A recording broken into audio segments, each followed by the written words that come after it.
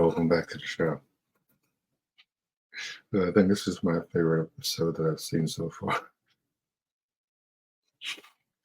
It's like the comics, there's always been this duet between Batman and Catwoman in particular.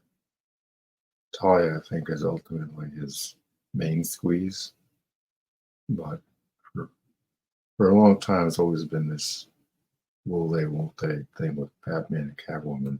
I think in recent comics, he actually proposed or something, which I've never read that one. I've never will. It just doesn't sound like Batman to me. So I was like, I've never really seen Batman as this guy that's gonna settle down or any of that crap. No, he's always he's always stood out from the crowd, with not really giving a damn about societal expectations or anything like that. But this episode features the introduction of Selena Kyle, who actually looks like Selena Kyle, unlike so many other characters in the show so far, which I'm kind of impressed and shocked by, honestly. There's nothing wrong with an African American person in war, but the 1940s just wouldn't happen. Definitely not in Batman comics. It's like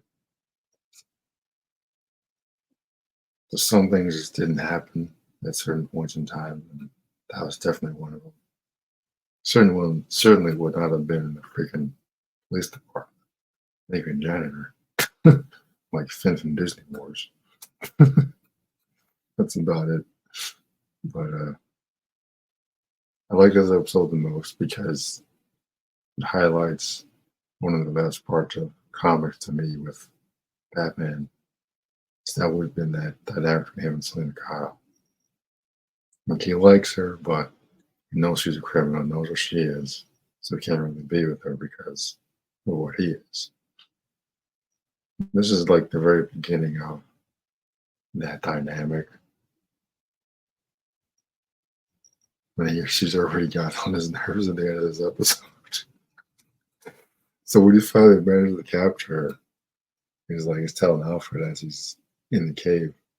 He's like, yeah, we got a little break from her nonsense for now. But she'll be back. But so I feel sometimes with chicks, I'm like, yeah, I get a little break from her crap. Now on to more important things. So yeah, I'm 100% on board with this. It's another reason why I love the Batman is because it's clear that Bruce likes Selena, even in the Batman film, but he's not going to abandon his mission and abandon who he is for a broad. Unlike Clark Kent, he gives up all his freaking powers for some chick.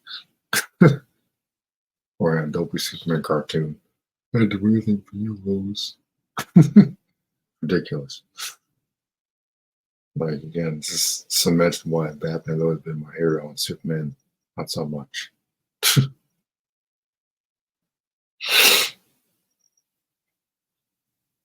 was like he's chased her in the city, right? So he's chasing her in the city. She trips and falls off the roof and grabs her, shoots off a grapple. And she's like, oh, my hero. And she gives him a little mouth to mouth. And when he's settled on the ground, he's like, pushes off like, stop. I'm wasting my time.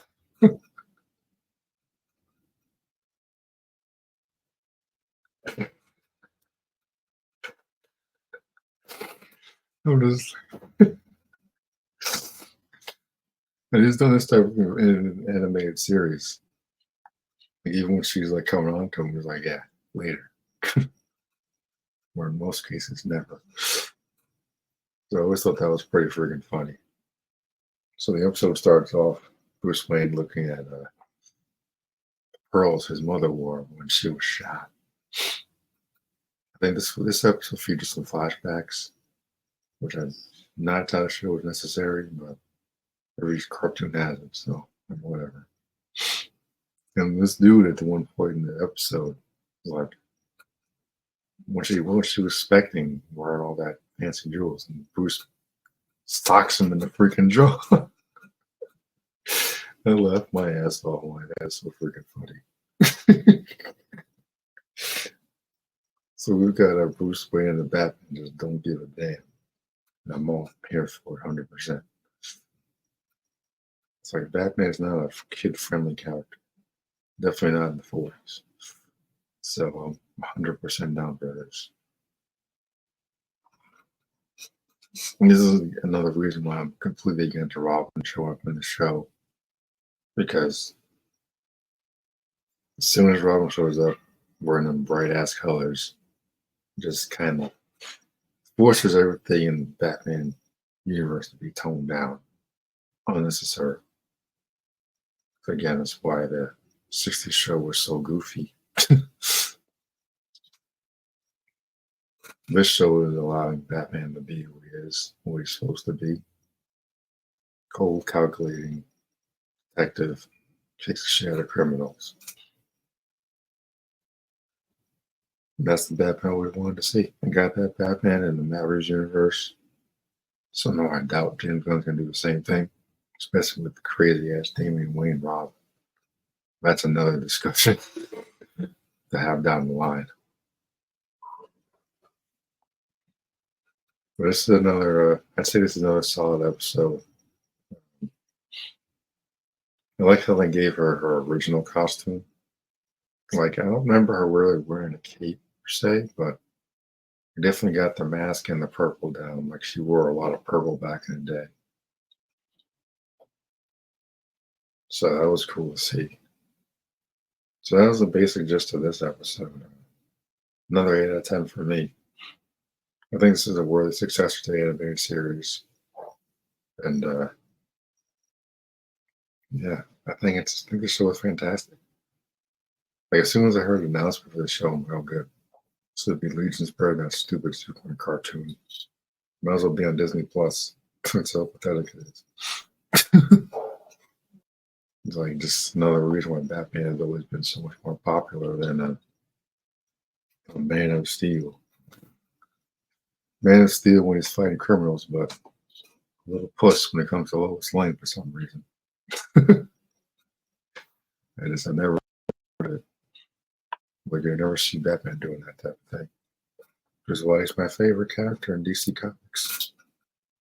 But if you haven't seen the show, definitely check it out. All 10 episodes are up now on Amazon. They drop around 3 or so in the morning.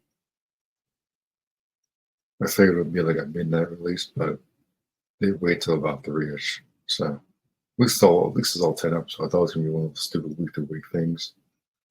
So I'm kind of grateful that they just dropped all of it. Like, I'm good.